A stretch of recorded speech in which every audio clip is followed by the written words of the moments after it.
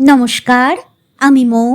আজ আমি আপনাদের যে গল্পটি পাঠ করে শোনাব সেটি শীর্ষেন্দু মুখোপাধ্যায়ের লেখা একটি ছোট গল্প, সম্পর্ক। আশা করি গল্পটি আপনাদের ভালো লাগবে। আর যদি আমার গল্প পাঠ আপনাদের একটুও ভালো লেগে থাকে তাহলে অবশ্যই আমার গল্প পাঠের সঙ্গে থাকবেন। ধন্যবাদ। শুরু করছি আমার আজকের গল্প পাঠ, শীর্ষেন্দু মুখোপাধ্যায়ের লেখা একটি মন ভালো করা ছোট গল্প, সম্পর্ক। লাচ্চু আমেরিকায় গিয়েছিল জাহাজে। তখন তার 20 বছর বয়স। ডাকাবুকো, উচ্ছৃঙ্খল এবং বন্ধনহীন। বাপের সঙ্গে বনিবনা ছিল না, কারণ তার বাবা ননীগোপাল রাগী মানুষ। ছেলেকে শাসন করাকে অত্যধিক গুরুত্ব দিতেন। লাচ্চুকে মাঝে মাঝে বদমাইশির জন্য এমন মার দিতেন যে পরে ডাক্তার ডাকতে হতো। কতবার যে বাবার মার খেয়ে অজ্ঞান হয়ে গেছে লাচ্চু, তার হিসেব নেই। 20 বছর পেরোয়নি তখনও। লাচ্চু তার এক বন্ধুর দাদাকে ধরে মালের জাহাজে খালাসির চাকরি পেল। মতলব ছিল জাহাজ আমেরিকায় যদি কখনো যায় তখন লাচ্চু পালাবে। সুযোগ এলো প্রায় 7 মাস বাদে। 7 মাসে জাহাজে সি সিকনেস, আমাশা এবং 2 সমকামী খালাসির অত্যাচার তাকে সইতে হয়েছিল। তবে তার বাড়ির জন্য মন কেমন করতো না, বরং একটা জ্বালা ছিল, একটা প্রতিহিংসা পরায়ণতাও। জাহাজটা ছিল স্প্যানিশ। হামবুর্গ থেকে মাল নিয়ে 7 মাসের মাথায় নিউ ইয়র্কে পৌঁছনোর কথা ছিল না। আটলান্টিকে প্রবল ঝড়ে জাহাজ যায় হয়েছিল। 3 দিন টানা ঝড়। লাচ্চু বাঁচার আশাই করেনি। যখন নিউ ইয়র্কে পৌঁছলো তখন মনে হলো বেঁচে যখন আছি তখন একটা কিছু করতেই হবে। ভয় ডর জাহাজেই কেটে গিয়েছিল লাচ্চুর। অচেনা অজানা জায়গা, অনিশ্চিত ভবিষ্যৎ, বিপদের আশঙ্কা, ধরা পড়ার সম্ভাবনা, এসব নিয়ে সে বিশেষ মাথা ঘামালো না। তবে হট করে না পালিয়ে সে দিন 3 অপেক্ষা করল। তারপর একদিন ডকে নেমে সুযোগ বুঝে ভিড়ে মিশে গেল। দেশটা কঠিন, চট করে যে এখানে কিছু করে বা হয়ে ওঠা যাবে না এটা সে জানতো। আর জানতো কোনো গির্জা টির্জা বা মিশনারির আশ্রয় নিলে বেঁচে যাবে। প্রথম দিন 2 মাইনের টাকা ভেঙে খেলো আর বড় বড় ফ্লাইওভারের নিচে শুয়ে রাত কাটালো। ভাগ্য ভালো যে তখন শীতকাল ছিল না।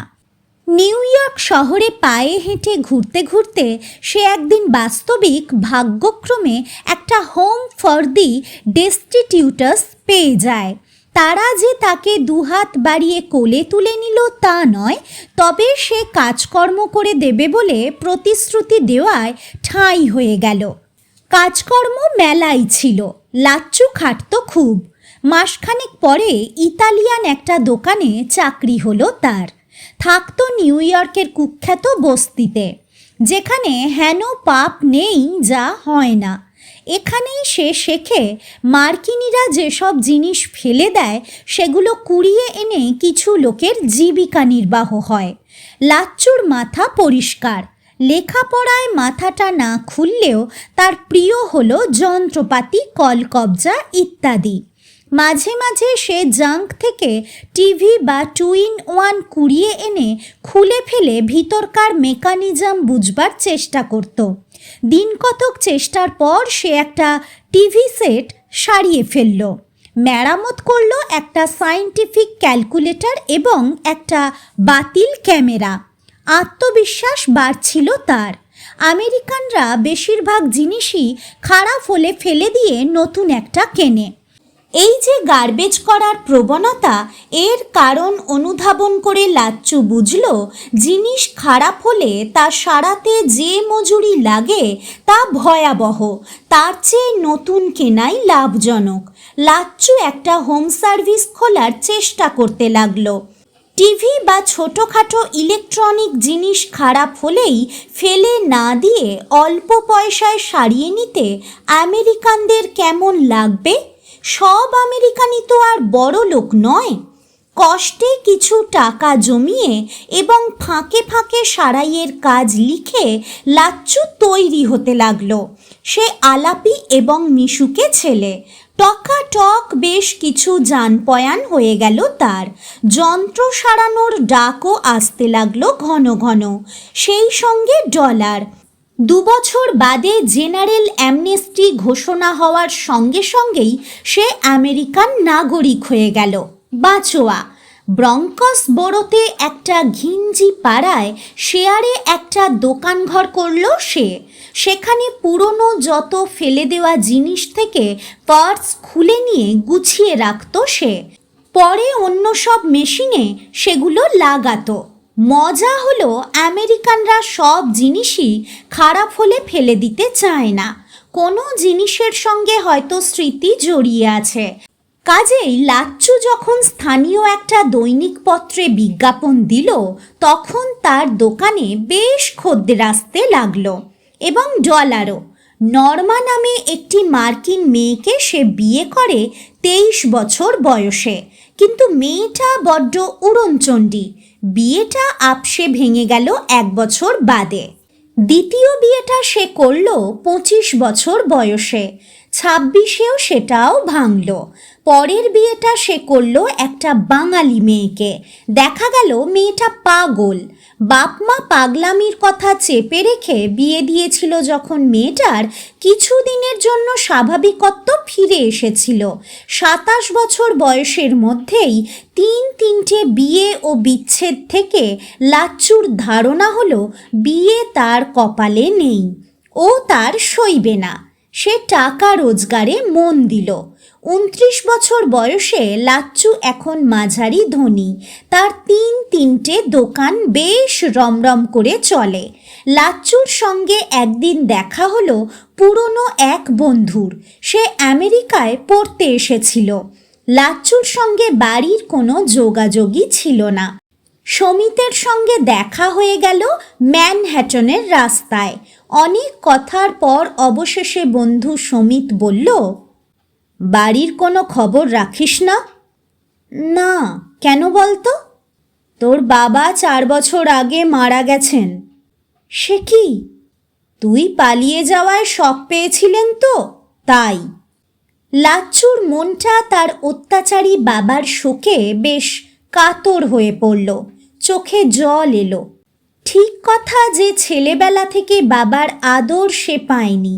রাগী বাবা কারণে অকারণে বেধড়ক মারত। এও সত্যি বাবার হাত থেকে বাঁচবার জন্যই সে বাড়ি থেকে পালায়।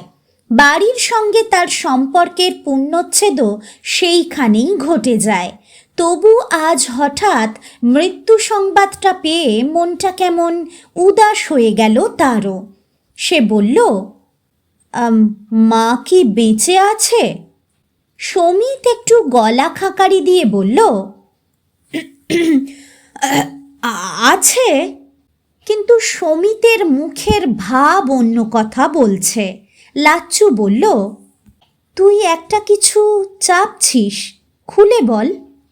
তুই পালিয়ে আসার পর তোর মা পাগলের মতো হয়ে গিয়েছিল।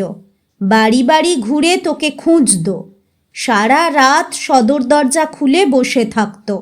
তারপর একদিন পিছনের পুকুরে ভোরবেলা তার লাশ পাওয়া যায়। লাচ্চু অস্থির হলো না, কিন্তু কাঁদল। বাবার মৃত্যু নয়, মায়ের মৃত্যুর জন্য সে সরাসরি দায়ী। বলল, বাবা কি আবার বিয়ে করেছিল? হ্যাঁ। তো সেই মা বেঁচে আছে। আমার ছোট বোনটা, তার খবর কি? বিয়ে হয়ে গেছে। তারা কি জানে যে আমি এখানে আছি? সমিত মাথা নাড়ল। না, তোর খবর কেউই তো জানে না। সবাই ধরেই নিয়েছে হয় তুই বেঁচে নেই, না হলে সাধু হয়ে গেছিস। কিন্তু তুই তো দেখছি আমেরিকায় বেশ জাঁকিয়ে বসেছিস। অনেক লড়াই করতে হয়েছে, ধৈর্য ধরতে হয়েছে। সমিত একটু হতাশার গলায় বলল, আমি তো অনেক লেখাপড়া শিখে এসেছি।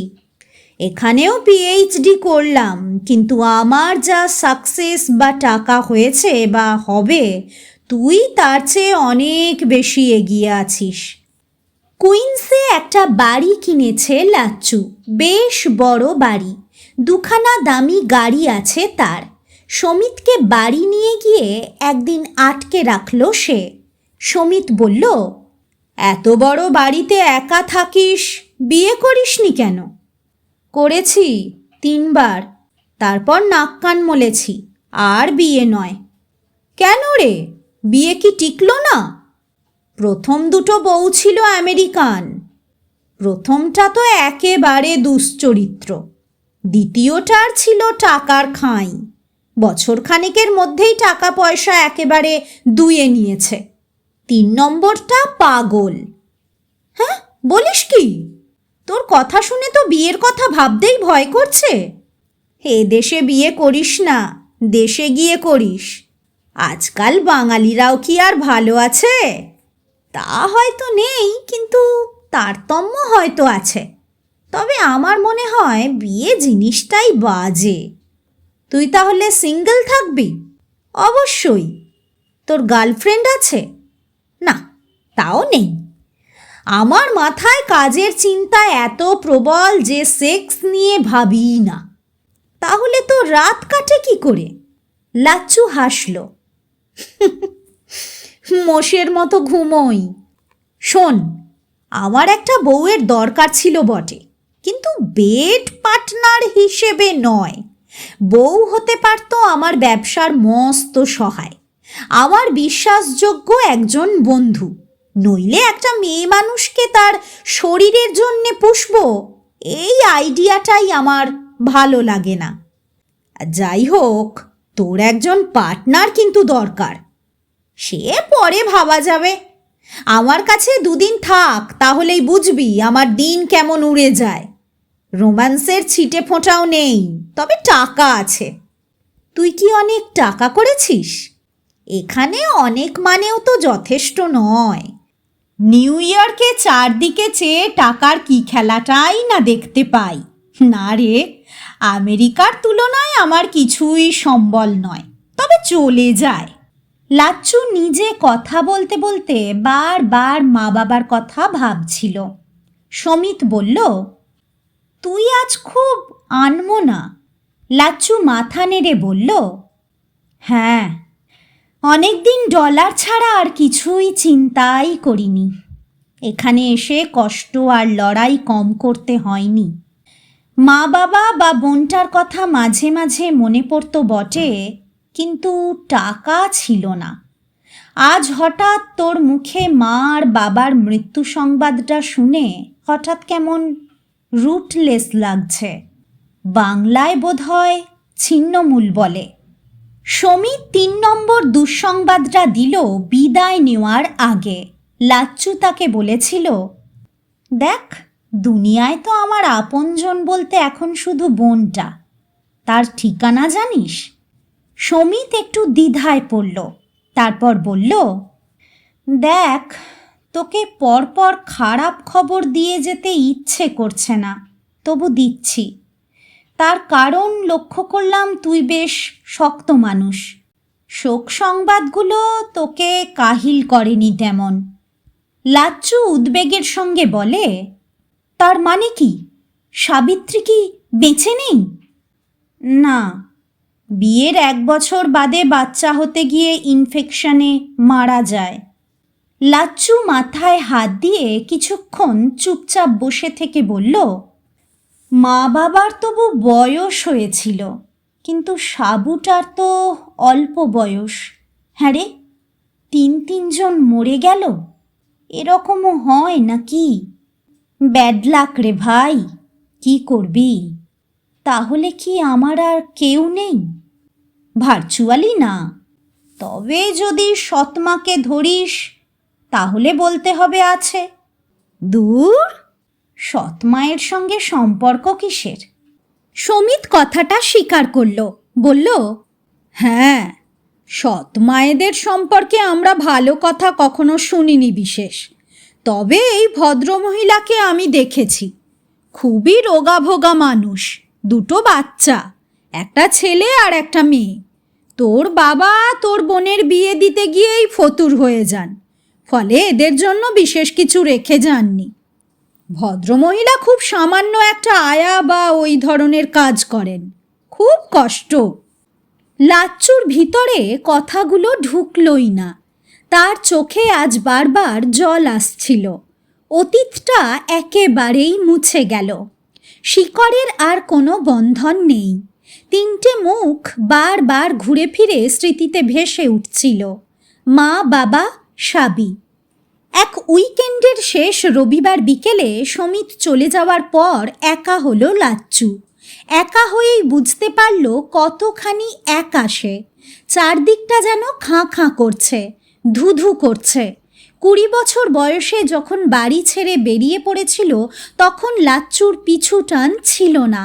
সামনে ছিল শুধু অনির্দিষ্ট ভবিষ্যৎ। বুকে ছিল বেপরোয়া সাহস এবং আত্মনির্ভরতা। 29 বছর বয়সে এখন লাচ্চু আর তা নেই। আমেরিকার কাজপাগল সমাজে এমনিতেই মানুষ একটু একা। তার ওপর এখানে পারিবারিক বন্ধন জিনিসটা তেমন দৃঢ় নয়, তাই মানুষ আরও একা। কাজ নিয়ে থাকে, তাই ওসব নিয়ে মাথা ঘামায় না। লাচ্চু আমেরিকান নাগরিক বটে, কিন্তু চরিত্রে তা নয়। ফলে তার মধ্যে একটা হঠাৎ অসহায় একাকিত্ব আজ বারবার গুমড়ে উঠছে। কুইন্সের এই মাঝারি বাড়িটা যেন বড্ড ছমছম করছে। লাচ্চু রাতে খেলো না, অনেক রাত অবধি কাঁদল ফুঁপিয়ে ফুঁপিয়ে। শেষ রাতে একটু ঘুমোলো। সকালে উঠে ঝাঁপিয়ে পড়ল নিত্যদিনের কাজে। কাজ ছাড়া এই একাকিত্বকে ভুলে থাকবার কিছু নেই। সে মেরামতির কারবার একজন গুজরাটিকে বিক্রি করে দিয়েছে। এখন সে কম্পিউটারের ব্যবসা করে, বেশিরভাগই কন্ট্রাক্ট মেইনটেনেন্স। তাতে তার প্রচুর ডলার আয় হয়। লাচ্চুর সংসার নেই, মদ খায় না, ফুর্তি করে না, বেড়াতে ভালোবাসে না। সুতরাং তার ডলার শুধু ব্যাংকে জমা হয়, কিছু খাটে শেয়ার বাজারে। এই অর্থাগমটা তার কদিন হলো অর্থহীন লাগছে। মাসখানেক বাদে সে সমিতকে ফোন করল। এ কথা সে কথার পর হঠাৎ জিজ্ঞেস করল, আচ্ছা, সেই ভদ্রমহিলার নাম কি বলতো? কোন ভদ্রমহিলা? আমার বাবার দ্বিতীয় পক্ষের কথা বলছি। কেন বলতো? ভাবছি ভদ্রমহিলা কষ্টে আছেন, কিছু টাকা পাঠিয়ে দেব। সমিত উৎসাহের গলায় বলল, ভালোই হবে রে, এটা বেশ ভালো একটা ডিসিশন নিয়েছিস। তবে একটা কথা বলে রাখি তোকে, উনি কিন্তু খুব পার্সোনালিটিওয়ালা মহিলা, সহজে কারো কাছে হাত পাতেন না। তোর বাবা মারা যাওয়ার পর অনেকেই ওকে পরামর্শ দিয়েছিল কোনো এমএলএর কাছে যেতে, উনি যাননি। একটা পুজো কমিটি থেকে কিছু সাহায্য দেওয়া হয়েছিল, তাও নেননি। আত্মসম্মানবোধ খুব বেশি। যদি টাকা পয়সা পাঠাস তাহলে একটা নরম করে চিঠি দিস। যদি রিফিউজ করে তাহলে? হ্যাঁ, সম্ভাবনা আছে। তাহলে থাক বাবা, পাঠানোর দরকার নেই। তবু নামটা জেনে রাখ, ওর নাম সবিতা রায়। লাচ্চু প্যাডে নামটা নোট করে নিল বটে, কিন্তু সেটা যে কোনো কাজে লাগবে না তাও মনে হলো তার।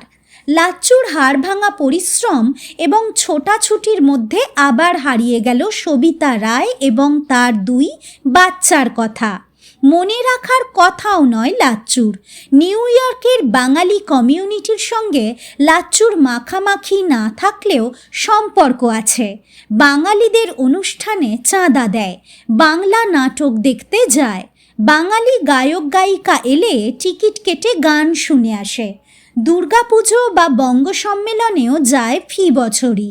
তবে এসব বাঙালিয়ানার ব্যারাম তার কাছে গভীর কিছু নয়।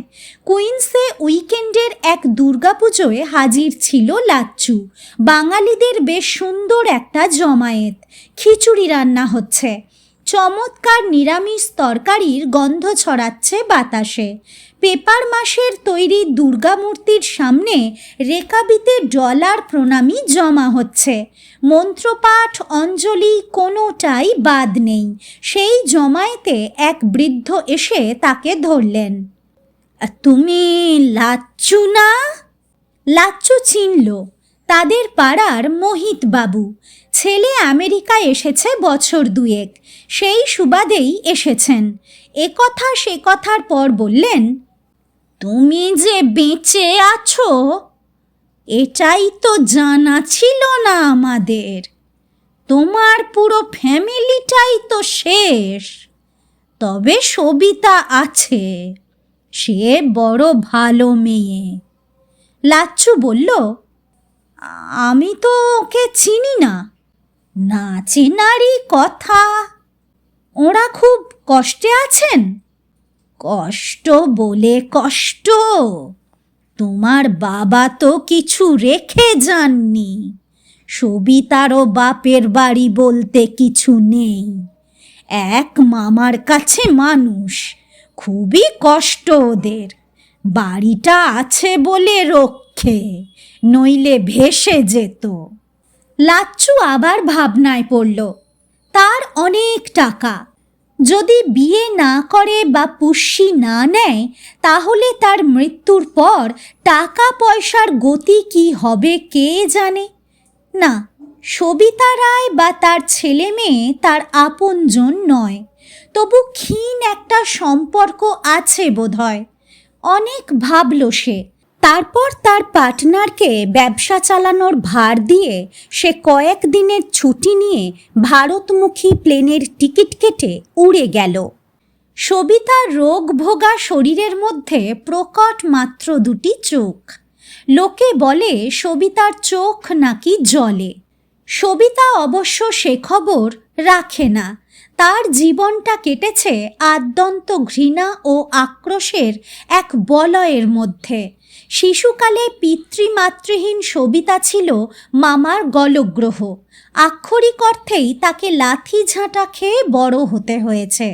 সে ছিল কার্যত মামার বাড়ির বিনা পয়সার ঝি। খান্ডার মামি দুনিয়ার যত ঝাল ঝাড়ত তারই ওপর। মামাও যে ভালো কিছু ছিল তা নয়। সবিতাকে ক্লাস 4 অবধি পড়িয়েছিল মামা, তারপর স্কুল থেকে ছাড়িয়ে পুরোপুরি গৃহকর্মে লাগিয়ে দেয়। সবিতার প্রাণের জোর ছিল বটে, নইলে একবার কলেরা, একবার টাইফয়েড এবং সব শেষে প্লুরিসি হয়েও সে বেঁচে যায়। প্রতিবারই তাকে পাঠানো হয়েছিল অস্বাস্থ্যকর হাসপাতালের জেনারেল বেডে। টিবি হয়েছিল 18 বছর বয়সে। মামা বা মামি কেউই তাকে ঘরে ঠাঁই দিতে রাজি ছিলেন না। আর সবিতা কার্যত আশ্রয়হীন হয়ে পড়েছিল। শেষে যাদবপুরের টিবি হাসপাতালে ঠাঁই হয় এবং আশ্চর্যের বিষয় নিছক প্রাণশক্তির জোরেই সে আরোগ্য লাভ করে। মামা মামি সন্দিহান থেকেও তাকে ফের ঘরে ঠাঁই দেন বটে, কিন্তু খুশি হয়ে নয়। মাত্র 23 বছর বয়সে তার বিয়ের জোগাড় হলো। পাত্রর বয়স 56, বিপত্নিক।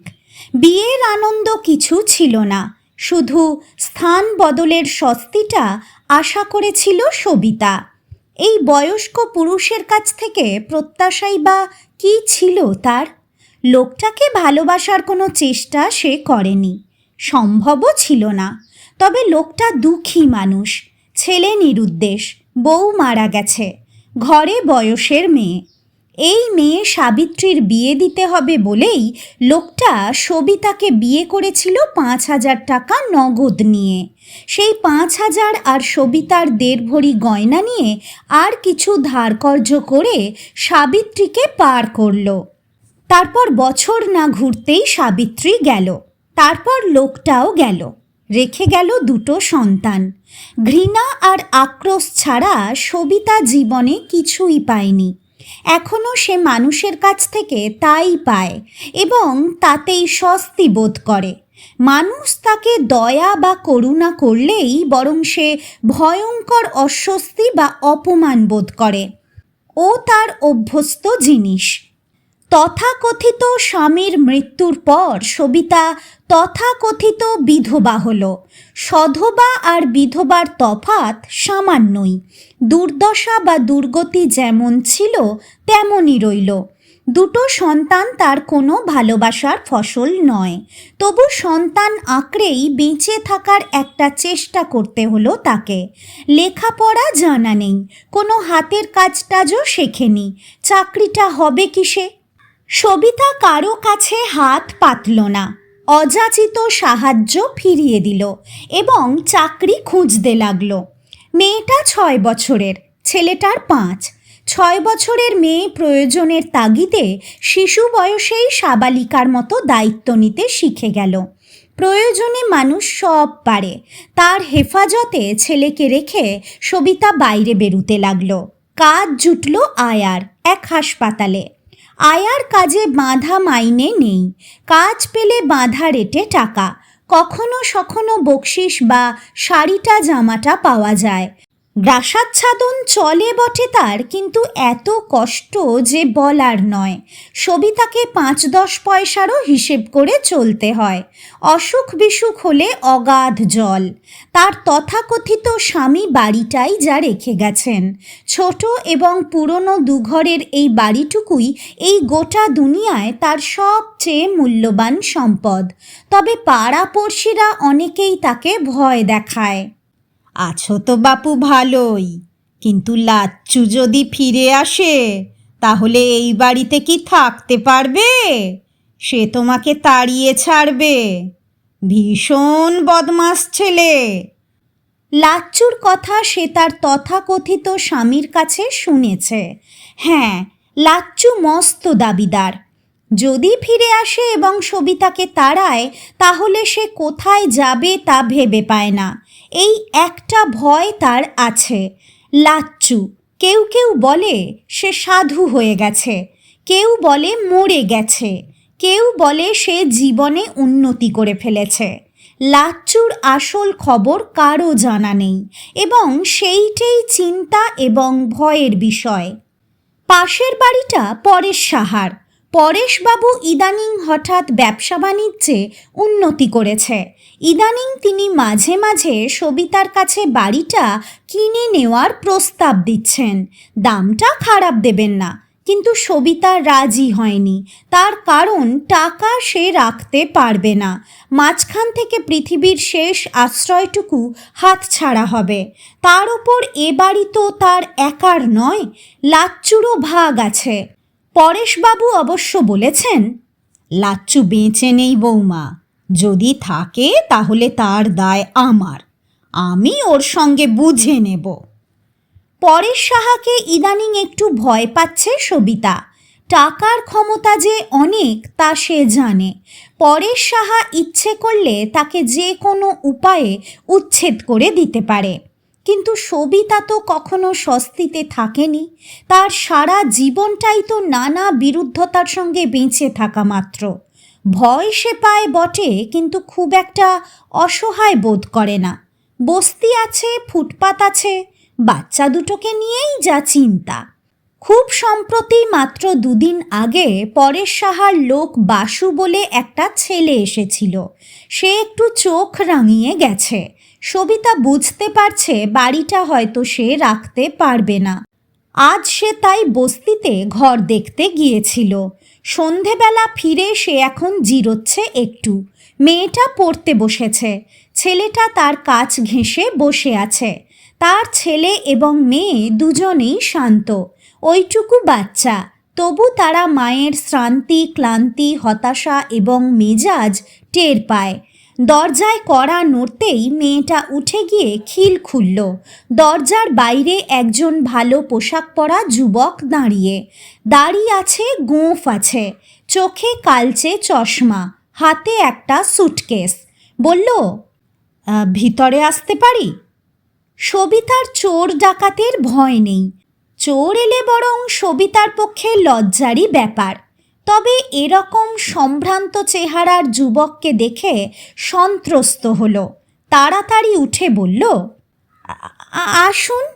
ছেলেটা ঘরে ঢুকে বলল, আমি কিছু প্রোডাক্ট নিয়ে এসেছি। সবিতা বলল, তার মানে? ছোকরা সুটকেসটা নড়বড়ে টেবিলটার ওপর রেখে খুলে ফেলল। তারপর এক গাদা জিনিস বের করে টেবিলে সাজিয়ে রাখতে লাগলো। চকলেট বার, সিরিয়াল, টিনের দুধ, খেলনা, সেন্ট, সাবান, কত কি। সবিতা সভয়ে বলল, এসব কি? ছেলেটা হেসে বলল, আমি একটা বড় কোম্পানির সেলসম্যান। আমরা এসব জিনিস তৈরি করি। এগুলো ফ্রি স্যাম্পল, আপনাকে দাম দিতে হবে না। যদি ব্যবহার করে পছন্দ হয় তবেই কিনবেন। সবিতা কাঁদো কাঁদো হয়ে বলল, আমরা বড় গরিব, ওসব জিনিস কেনার সাধ্য আমাদের নেই, আপনি নিয়ে যান। ছেলেটা হেসে বলল, তাতে কি, না কিনলে না কিনবেন, কোম্পানি তো এগুলো ফ্রি দিচ্ছে। ছেলেটা চারদিকে একটু চেয়ে বলল, এটা কি আপনার বাড়ি? হ্যাঁ, একরকম তাই, আমার স্বামীর বাড়ি। তবে কতদিন রাখতে পারবো জানি না। কেন বলুন তো? আমরা গরিব তো, পয়সাওয়ালারা তুলে দিতে চাইছে। অনাথা বিধবা, কিছু তো করার নেই। ও আচ্ছা, আজ আসি। ছেলেটা চলে যাওয়ার পর সবিতা টেবিলের কাছে এসে যা দেখল তাতে তার চোখ চড়ক গাছ। মাখন, চিজ থেকে শুরু করে বিস্কুট, টিনের খাবার এসব ছাড়াও একটা হাতঘড়ি অবধি দিয়ে গেছে। এরকম হয় নাকি?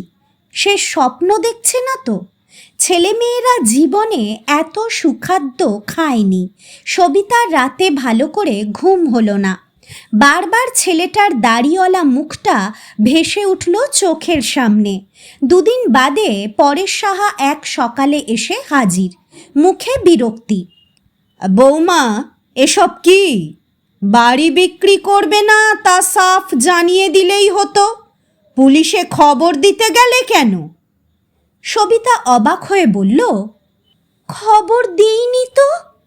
না দিলে তারা এসে আমাকে এমনি শাসিয়ে যায়। আরও দিন সাতেক পরে ছেলেটা এক সন্ধেবেলা এসে হাজির, আজও হাতে সুটকেস। সবিতা তাড়াতাড়ি ছেলেটাকে একটা চেয়ার পেতে বসতে দিয়ে বলল, সেদিন আপনি ভুল করে একটা ঘড়ি রেখে গেছেন। না, ভুল করে নয়। হ্যাঁ, ভুল করে নয়? না, ভুল করে রাখবো কেন? আপনার কোম্পানি কি ঘড়িও তৈরি করে? ছেলেটা হেসে বলল, না, তবে সেলস প্রমোশনের জন্য কাস্টমারকে ছোটোখাটো উপহার দেওয়া হয়। কিন্তু আমি তো কাস্টমার নই। আমরা ভবিষ্যতের কথা ভেবে কাজ করি। আপনার নাম আমাদের কম্পিউটারই সাজেস্ট করেছে। এসব কথার অর্থ জানে না সবিতা, তবে সে আজ এই সুঠাম যুবকটিকে ভালো করে দেখল। স্বাস্থ্যবান, ছমছমে চেহারা, সবিতার মতোই বয়স হবে। হ্যাঁ, এরকম একটি যুবকের সঙ্গেই তো বিয়ে হতে পারত তার। এক অক্ষম, গরিব, বৃদ্ধ দোজবরের সঙ্গে নামমাত্র বিয়ে কেন হলো তার? সবিতার ব্যর্থ যৌবন কোনো পুরুষকেই আকাঙ্ক্ষা করতে পারেনি ভয়ে। আজ অযাচিত সাহায্যকারী এই যুবকের দিকে মুগ্ধ চোখে একটু চেয়ে রইল সে। লাচ্চুও চেয়েছিল। মহিলার বয়স 30-31 হতে পারে। দারিদ্র্যের অবশ্যম্ভাবী রসকসহীনতাকে বাদ দিলে মহিলা সুশ্রী। স্বাস্থ্য ফিরলে এর রূপ উপেক্ষা করার মতো হবে না। লাচ্চু সুটকেস খুলে বলল, আজ কিন্তু পোশাক আশাক আছে, রেখে যাচ্ছি। যেসব জিনিস সুটকেস থেকে বেরোলো তা দেখে আতঙ্কিত সবিতা বলল, হে, এসব কি করছেন? আমাকে বিক্রি করলেও যে দাম উঠবে না। কয়েকটা শাড়ি, ফ্রক, জামা প্যান্ট নামালো লাচ্চু। তারপর সবিতার দিকে ফিরে বলল, আপনার বাড়িটার সংস্কার দরকার। হ্যাঁ, কিন্তু আমার সাধ্য তো নেই। শুনুন, আমাদের ফার্মটা হচ্ছে ফ্রেন্ড অফ দি আনলাকিজ, অর্থাৎ যাদের ভাগ্য খারাপ আমাদের ফার্ম তাদের সাহায্য করে, কিন্তু সেটা দয়া বা করুণা নয়। আপনাকে কোম্পানির তরফ থেকে 20,000 টাকার একটা লোন দিয়ে যাচ্ছি। এখন নয়, 10 বছর পর থেকে আপনি লোনটা ধীরে ধীরে শোধ করবেন। সবিতার কেমন যেন ধন্দ লাগছিল। সে হঠাৎ বলল, আমার এসব কথা কেন যেন বিশ্বাস হচ্ছে না। এরকম হয় না। হবে না কেন? সবিতার আত্মসম্মান বোধ প্রবল, কিন্তু এই সুঠাম যুবকটির দিকে চেয়ে আজ তার বুকে একটা অদ্ভুত দোলা আর আবেগ কাজ করছে। সে একে প্রত্যাখ্যান করতে পারছে না। সবিতার চোখে জল এলো। সে লিত কণ্ঠে বলল, আপনি আমাকে দয়া করছেন। একদম নয়। আমার সঙ্গে লোনের কাগজপত্র আছে, আপনি পড়ে সই করে দিন। একটুও বিশ্বাস করল না সে ছেলেটাকে, কিন্তু এক চোরা আনন্দে বুক ভেসে যাচ্ছিল তার। এমন কি হতে পারে যে এই যুবক তার প্রেমে পড়েছে?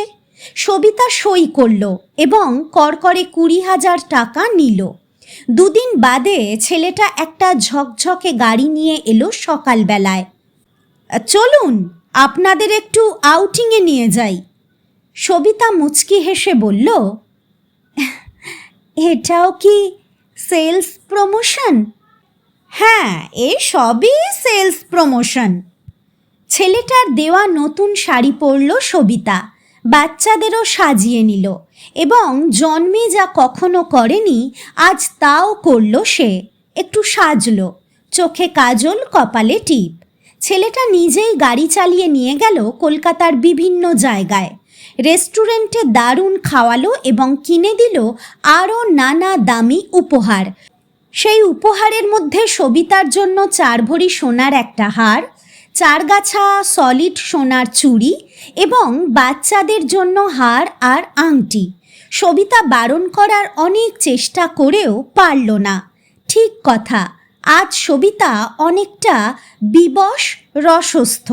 সে তেমন দৃঢ়তার সঙ্গে প্রত্যাখ্যান করতেও পারল না। তার মনে হচ্ছে তার জীবনে এই প্রথম একজন সত্যিকারের পুরুষের সবল প্রবেশ ঘটছে। সে ঠেকাবে কেন সেই অনুপ্রবেশ? জীবনে সে তো কিছুই পায়নি। বিকেলে তারা একটা থিয়েটার দেখল। বাচ্চাদের একপাশে রেখে সবিতা ইচ্ছে করেই ছেলেটার পাশে বসল।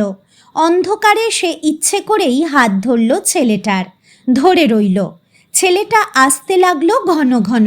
সবিতার এখন পুষ্টিকর খাবারের অভাব হচ্ছে না।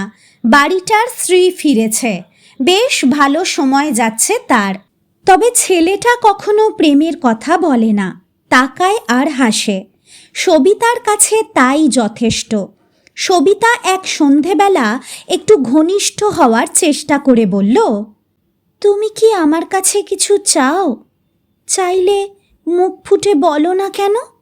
লাচ্চু একেবারে একটা খাদের কিনারায় এসে ঠেকেছে। লাফ দেবে? সম্পর্কটা সংস্কার ছাড়া আর কি?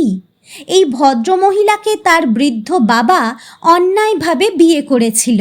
সেই অন্যায়কে স্বীকৃতি না দিলে ক্ষতি কি? দুনিয়া তো চলেছে সংস্কার ভাঙার দিকেই। সবিতাকে কয়েকদিন দেখে তার মেয়েদের সম্পর্কে অনেক বদ্ধমূল ধারণা ভেঙে গেছে। দারিদ্র্য, অপমান, অবিচার সয়ে বড় হওয়া এই মহিলা যেমন সাহসী তেমন সহনশীলা। লাচ্চু কি চোখ বুজে লাফটা দেবে? আমেরিকার মুক্ত সমাজে সব চলে, অতীত লুপ্ত হয়ে যাবে। দেবে লাফ? লাচ্চুর অতীত বলতে যা সেটা মনে না রাখলেও চলে, সব ভুলে যাওয়া যায়। একটা দুটো কথা মাঝে মাঝে হানা দেবে ঠিকই, কিন্তু ওসব মাছির মতো উড়িয়ে দেওয়া যাবে। নতুন একটা সম্পর্ক হোক। সন্ধেবেলা লাচ্চু গিয়ে দেখলো আজ বাড়িটা একটু সাজানো হয়েছে। টেবিলের ওপর তার বাবার ছবি বসানো, গলায় মালা, সামনে ধূপ জ্বলছে। এসব কি? সবিতা একটু লজ্জা পেয়ে বলল, বিলু তার বাবার জন্মদিন পালন করছে। আজ কি বাবার জন্মদিন? হ্যাঁ, এসব বিলুই মনে রাখে। বাবাকে খুব ভালোবাসত তো। 28শে কার্তিক কবে আসে ঠিক হিসেব রাখে। ও, ওর বাবা ওকে বলতো একটা ছেলে ছিল, একটা মেয়ে। কাউকেই আদর দিতে পারিনি, দুটোই হারিয়ে গেল। তোরা হারিয়ে যাস না, আমাকে মনে রাখিস। শোনো, আজ তুমি এখানেই খেয়ে নাও, রান্না করছি। লাচ্চু খেলো, মাথা নিচু করে শক্ত হয়ে এবং কথা না বলে। এ বাড়িতে বাবার একটা ছবি ছিল, এটা খেয়াল ছিল না তার। টেবিলের ওপর বাবার গড়ানে বয়সের ছবি থেকে একজোড়া চোখ তাকে স্থির দৃষ্টিতে দেখছিল। একটা ছবি সব ভণ্ডুল করে দিল নাকি? বড় গ্লানি লাগছে যে ভিতরে।